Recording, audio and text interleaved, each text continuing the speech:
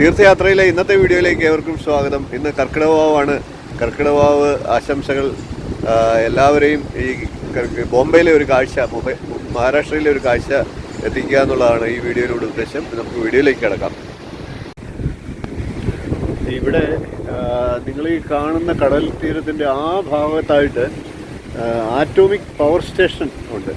അപ്പോൾ ഇപ്പം നമുക്ക് ഈ മഴയും കാറ്റും ഈ കടൽ ഇറങ്ങുന്നതുകൊണ്ട് ആ പവർ സ്റ്റേഷൻ വ്യക്തമായിട്ട് കാണുന്നില്ല. എനിക്ക് കാണാം, പക്ഷേ വീഡിയോയിൽ കാണത്തില്ല. ഇവിടെ നിന്നാണ് ഇവിടെ വൈദ്യുതി ഉൽപ്പാദിപ്പിച്ച് നൈട്രജൻ അതിൻ്റെ ഇതായിട്ട് ആർമിക്കുള്ള ബോംബുകളും മറ്റും അതിനുള്ള സാധന സാമഗ്രികളും ഒക്കെ ആ പവർ സ്റ്റേഷനിൽ നിന്നാണ് സപ്ലൈ ചെയ്യുന്നതെന്നാണ് ഇവിടെ എനിക്കറിയാൻ കഴിഞ്ഞത്. നമുക്ക് ഒരാൾ പറഞ്ഞു തന്നതാണ്. അപ്പോൾ വളരെ വിശേഷപ്പെട്ട ഒരു സ്ഥലമാണ്, അതിപ്രധാനപ്പെട്ട ഒരു സ്ഥലമാണ് ആറ്റോമിക് പവർ സ്റ്റേഷൻ. അപ്പോൾ ആ കാണുന്ന തീരത്തിന് അപ്പുറത്തായിട്ടാണ്. ഇത് കാണാം, നമുക്ക് പവർ പ്ലാന്റിൻ്റെ കാര്യങ്ങളൊക്കെ കാണാം, പക്ഷേ വീഡിയോയിൽ കാണാൻ പറ്റില്ല. ഇതാണ് ദേവി ഗാവ് മാതാ സ്റ്റേഷൻ ടെമ്പിൾ എന്നാണ്. അതായത് ശ്രീ ഗാവ് ദേവി മാതാ മന്ദിർ ചിഞ്ചണി, ശ്രീ ഗാവ് ദേവി മാതാ ദേവി ചിഞ്ചണി. അതായത് ഗ്രാമത്തിലെ ഗ്രാമദേവത എന്നാണ് അതിൻ്റെ അർത്ഥം. ഗ്രാമദേവത ദേവി ക്ഷേത്രമാണ്.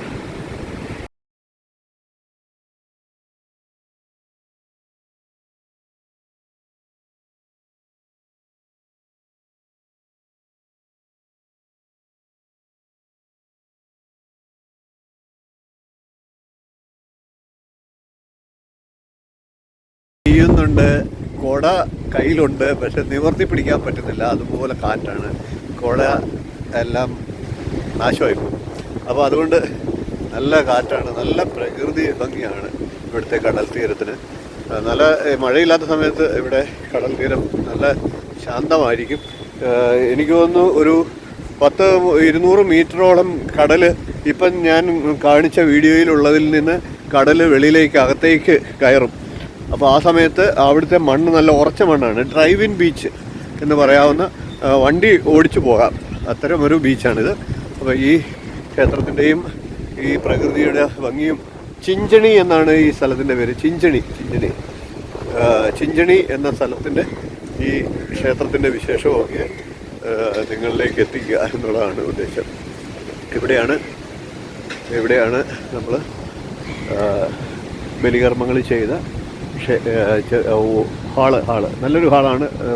എല്ലാവരും കൂടെ ഒറ്റയടിക്ക് 2 ബാച്ചായിട്ടിരുന്നു. ഏതാണ്ട് 100ഓളം പേര് ആദ്യത്തെ ബാച്ചിലുണ്ടായിരുന്നു. അതിനുശേഷം രണ്ടാമതൊരു ബാച്ചും കൂടെ ഉണ്ടായിരുന്നു. അപ്പം എല്ലാം കഴിഞ്ഞിരിക്കുകയാണ്, കർമ്മങ്ങളെല്ലാം കഴിഞ്ഞു. എല്ലാവർക്കും വേണ്ടിയിട്ട് ഈ കാഴ്ചകൾ സമർപ്പിക്കുന്നു. നമസ്കാരം. ഈ കടൽ ഇപ്പം ഈ തീരത്തോട് ചേർന്ന്, അതായത് ആൾക്കാരിരിക്കുന്ന ഭാഗത്തോട് ചേർന്ന് ഇരിക്കുകയാണ്. പക്ഷേ ഇത് ഒരു 1 കിലോമീറ്ററോളം അകത്തോട്ട് മാറും.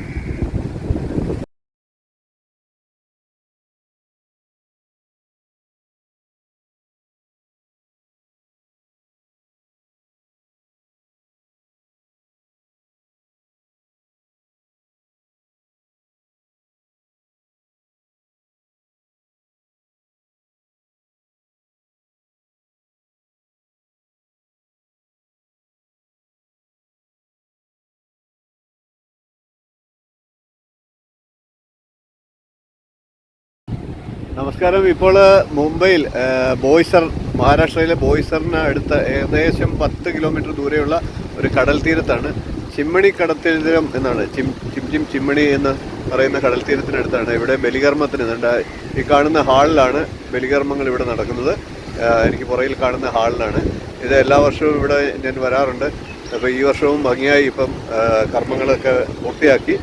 കർമ്മങ്ങൾ പറഞ്ഞു കൊടുത്തു. ഇവിടുത്തെ മലയാളി സമാജം, അതായത് ബോയ്സർ ഗണേശ് അയ്യപ്പ ക്ഷേത്രം ട്രസ്റ്റിൻ്റെ നേതൃത്വത്തിലാണ് ഈ കർമ്മങ്ങൾ നടക്കുന്നത്. അപ്പോൾ ഇവിടെ കടൽ തീരമാണ്, വളരെ നല്ല ഭയങ്കര കാറ്റും മഴയും ഒക്കെയുണ്ട്. നല്ല ഒരു ശാന്തമായിട്ടുള്ള ഏരിയയാണ്. പ്രകൃതി നല്ല രീതിയിൽ, ഇന്ന് വലിയ മഴയൊന്നുമില്ല, എന്നിരുന്നാലും കാറ്റും ഒക്കെ മഴയുണ്ട്. ഇവിടെ ചെറിയൊരു ക്ഷേത്രമുണ്ട്. ഈ ക്ഷേത്രത്തിൻ്റെ ഹാളാണ് നമ്മൾ കണ്ടത്. ആ വലിയൊരു ഹാളാണ്. ആ വലിയ ഹാളിലിരുന്നാണ് ഇവിടെ കർമ്മങ്ങൾ ചെയ്യുന്നത്. അപ്പം ഇവിടെ ഞാൻ ഇപ്പോൾ കുറേ വർഷങ്ങളായിട്ട് ഇവിടെയാണ് വരുന്നത്, ബലികർമ്മത്തിന് നേതൃത്വം കൊടുക്കുന്നത്. എന്തായാലും ഒരു മഹത്തായ കർമ്മം കഴിഞ്ഞിരിക്കുകയാണ് ഈ വർഷത്തെ. എല്ലാവർക്കും എൻ്റെ കർക്കിടക വാവ് ആശംസകൾ. എല്ലാ പിതൃക്കളുടെയും അനുഗ്രഹം എല്ലാവർക്കും ഉണ്ടാകട്ടെ എന്ന് ആശംസിക്കുന്നു. ഇവിടെ വലിയ വിശാലമായിട്ടുള്ള ഗ്രൗണ്ടുണ്ട്. ഈ കടൽപ്പുറത്തിന് ഒരു പ്രത്യേകതയുണ്ട്. ഇത് ഡ്രൈവിൻ കടപ്പുറമാണ്. ഇപ്പം ഈ കടൽ തീരം ഇല്ലാത്ത രീതിയിൽ കടലിങ്ങ് കയറി വന്നിരിക്കുകയാണ്. കടലിൽ മണ്ണ് കയറി വന്നിരിക്കുകയാണ്. കടൽ ഇറങ്ങുന്ന സമയത്ത് അവിടേക്ക് വണ്ടി ഓടിച്ചു പോകാൻ പറ്റും എന്നുള്ളതാണ് ഈ കടൽ തീരത്തിൻ്റെ പ്രത്യേകത. അപ്പോൾ എന്തായാലും എല്ലാവരെയും ഈ ഒരു കാഴ്ചയും കൂടെ അവതരിപ്പിക്കുകയാണ്. ഇതാണ് ക്ഷേത്രം.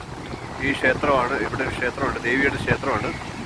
അപ്പം അതിനോട് ചേർന്നുള്ള ഹാളിലാണ് കർമ്മങ്ങൾ നടത്തുന്നത്. വർഷങ്ങളായിട്ട് ഇവിടെ തന്നെയാണ് നടത്തുന്നത്. ഇവിടെ ഗ്രൗണ്ടുണ്ട്, നല്ല തൊട്ടടുത്ത് കുറേ സ്കൂളുകളും ഒക്കെ ഉണ്ട്, കോളേജൊക്കെ ഉണ്ട്.